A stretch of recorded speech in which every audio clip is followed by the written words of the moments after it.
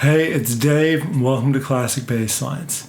In this video, I'm taking a look at the bass line on Last Train by Allen Toussaint. I'll talk a little about what makes this one of my favorite bass lines, and later on in the video, I'll play a slowed down version of the line for you. Follow the link in the description below to get the tab on my website, and of course, please like and subscribe if you enjoy this. So this song is off Allen Toussaint's 1975 record, Southern Nights. The bassist on this track is George Porter Jr., who's most famous for playing with the meters. And in fact, the entire rhythm section on this album is the meters. If you're not familiar with this album, go listen to this. The entire record is filled with great bass lines, as well as just so many good songs from Allen Toussaint, and such great production and arranging. And the meters are the rhythm section, so you know it's grooving. I will definitely be revisiting this album in the future to cover some more of the bass lines from this record. One of my favorite things about this track is the way the music represents the thematic material in the lyrics. Obviously, there are a million train songs done by a million musicians, and musicians have been finding ways to emulate the sounds and the rhythms of trains since they existed. But Allen Toussaint finds a few really unique ways of doing that here. The song starts with that open sixth in the piano, which is, reminiscent of the train whistle. And then when the band enters, the drums come in on 16th notes, but the bass and piano are doing these whole notes. And that sound of the 16th note on the hi-hats, but the bass and piano just sort of anchored in place there, really gives a feeling of like this train just starting to get in motion. And even the pattern that the chords do is whole note, and then half note, whole note, as if it's just ever so slightly starting to get off the ground. The other interesting thing about this section is that the band enters just a little bit slower than the tempo that they end up taking the song at. This isn't something I noticed just listening to the song, but it's really actually noticeable if you are somewhere in the middle or the end of the song, and then you skip back to the intro, and the drums just really feel like they're dragging. And that, again, just, creates this air of this giant machine that is too heavy and can't quite get up to speed right away. Now, the bass line on the verse of this song is really where the money's at. It shows such a mastery of both chromaticism and syncopation, and how those can be used to create forward motion in a line. The chords on this are simple: A flat major, G flat major, D flat major with an F in the bass, and then back to a G flat major, and then an A flat major again. This is an extremely busy bass line, but unlike so many busy bass lines that use a lot of chord tones and a lot of scale tones, the only chord tones that are getting hit in this line are the notes on the bottom of each chord. Now, what I mean by the bottom of each chord is the lowest note in each voicing. So on the A flat and the G flat chords, that's just the A flat and the G flat. And then on the D flat chord, because it's an inversion, the F. So the F is the note that we hit, which is the third there. But the rest of the notes in the line are just chromatic walk-ups.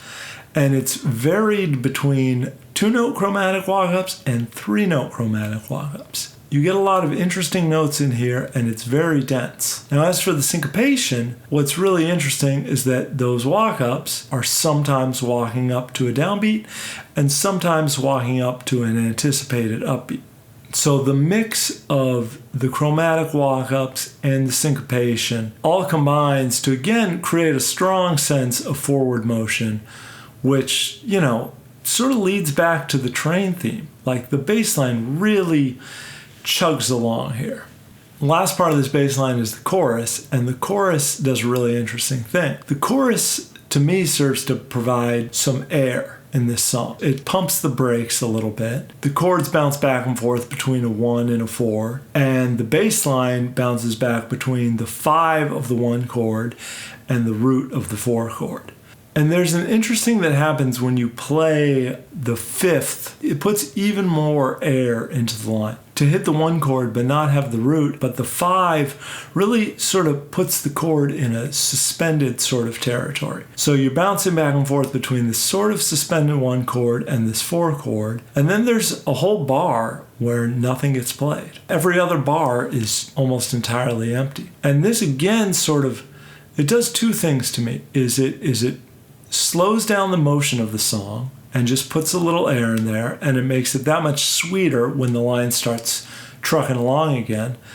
And it also, again, sort of matches up with these lyrics, because the lyrics on the chorus are Allen Toussaint singing about huffing and puffing and trying to catch his breath. And the bass line here actually like gives the song a chance to catch its breath. It's very cool. Now I'm going to show you how to play the line slowly.